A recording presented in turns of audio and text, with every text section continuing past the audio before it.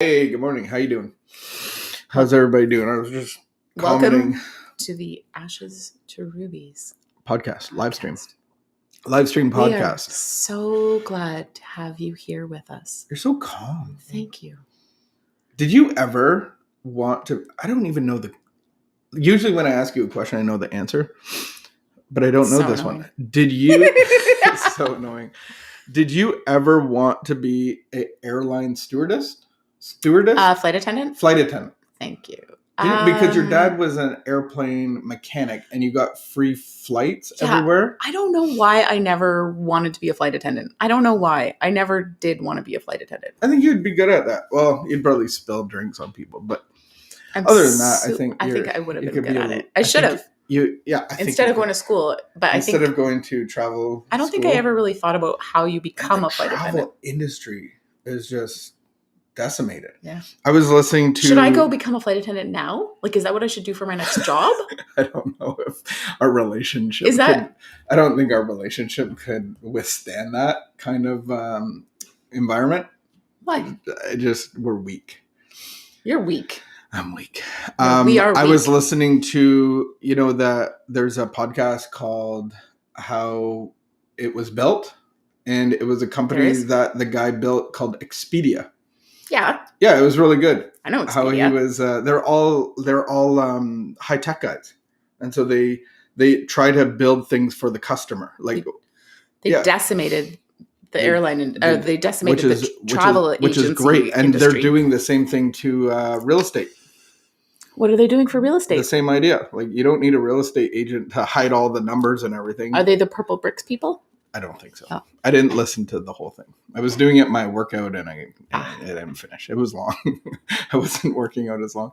I was commenting on the hair that we have. We are covered in pug glitter. Yeah. Pugs. One thing about pugs, their cuteness makes up for anything that they would ever do against you, but they shed like nothing I've ever seen, like just clumps of hair.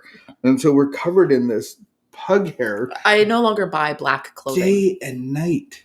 Just not, there's no point. But I wear black clothing as part of my lifestyle. It's thinning.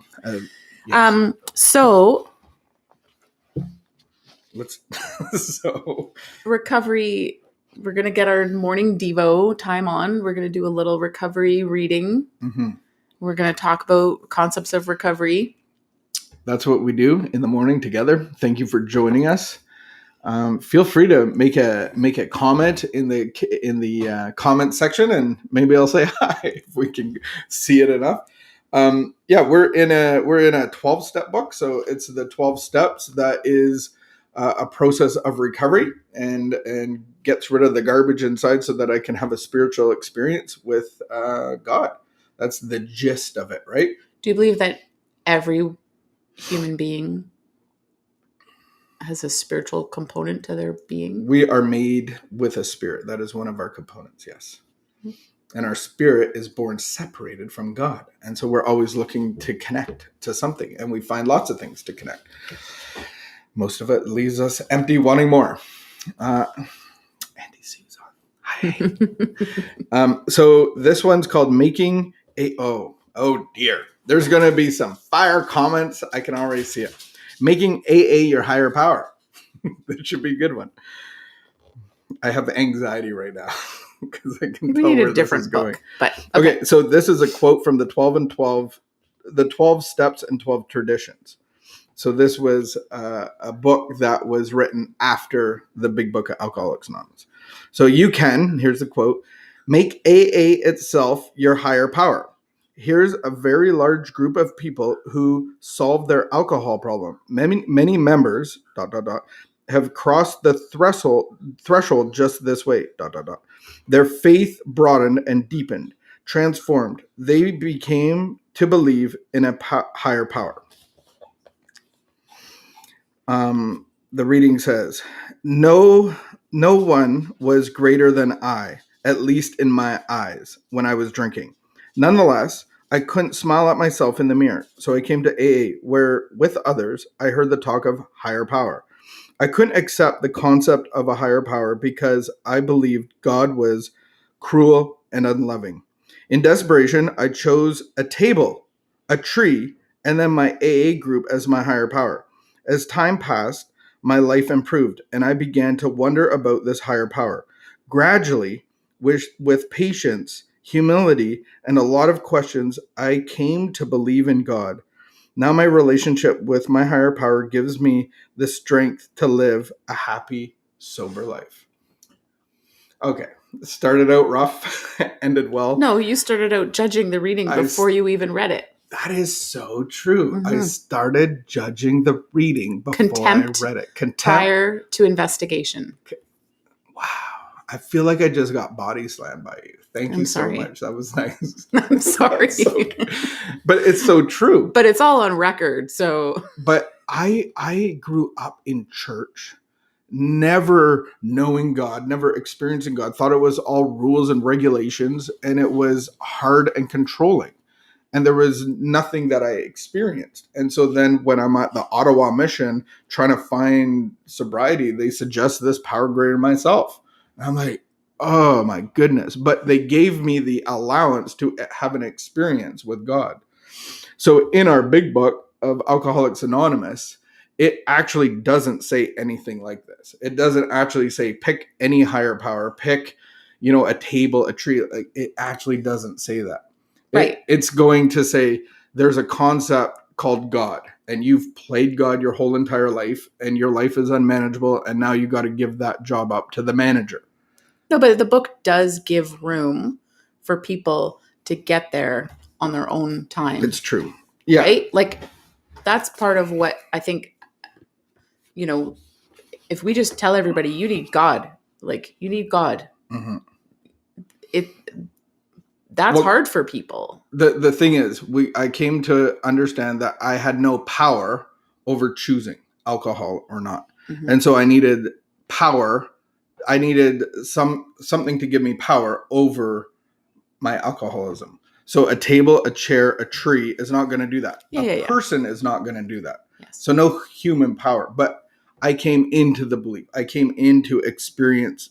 And I love what they wrote, actually, because there's a progression to it. Mm. But the big book actually says that, remember, we deal with alcohol, cunning, baffling, and powerful. So I need something to give me more power. Mm-hmm. Without help, it is too much for us. But there is one who has all power, not 10, one who has all power. That one is God. May you find him now. And so this book and the program of action and discipleship actually leads us into relationship with God. Mm-hmm. And so we can experience the power. And so it is understandable that a lot of people reject it. Yeah. A lot of people reject God. Because it's a spiritual program. It's not a self-help But a program. Lot of people reject God, period. The whole concept. And which is heartbreaking because God has never rejected them. I heard a story that made me laugh because the guy was talking about this higher power thing. He was working with another young guy, and the guy said, I'm going to pick Thor. Thor's my higher power. He's telling the story, and I was kind of laughing.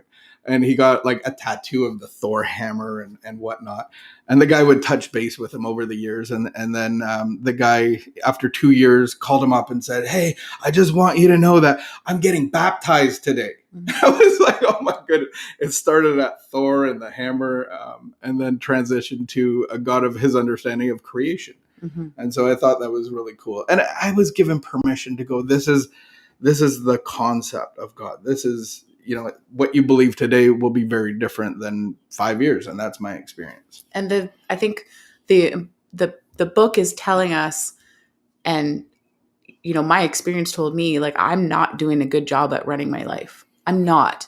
And so as I enter this program of recovery, I begin to see how my way just isn't working. And I keep going around in circles. And what are all the things that I've tried? I've tried all these things. I've gone to therapists and self-help and all kinds of different things. And it's not working for me. And so I actually need a solution that's bigger than me. And that's who God is. And that's, can I look out at the world and think maybe there is something else outside of me? And for me, that was a really exciting possibility because I can't fix myself. And on my own strength, I'll just give up. Mm-hmm. And so I can tap into a strength and a hope and a faith that is bigger than me in the groups that I go to, when I listen to other people share and I listen to other people talk about their experience, and they talk about like, man, I was so out of control and I'm trying to control everybody around me so that I can feel like a sense of normalcy. And then they just, can describe like the way that they were able to connect with God Mm-hmm. and get strength and get hope. That's exciting for me because that actually means that there's hope for me. Mm-hmm. And for me, in my experience, no human therapy, anger management, cognitive therapy could take the obsession, the mental part that always brought me back to alcohol, that always made me think it'll be different this time if I only drink wine instead of beer, if I only drink beer instead of vodka. Only the power of God actually took that away. God actually didn't fix it. I think he ripped it out. So I don't have the mental obsession that brings me back to drinking. Mm-hmm. And that's only the power of God, because jail didn't do it.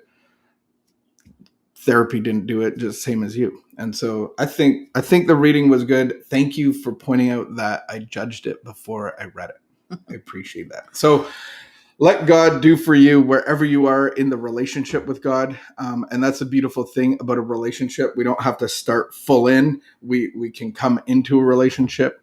And so maybe today, I think the meditation is where am I lacking God's power?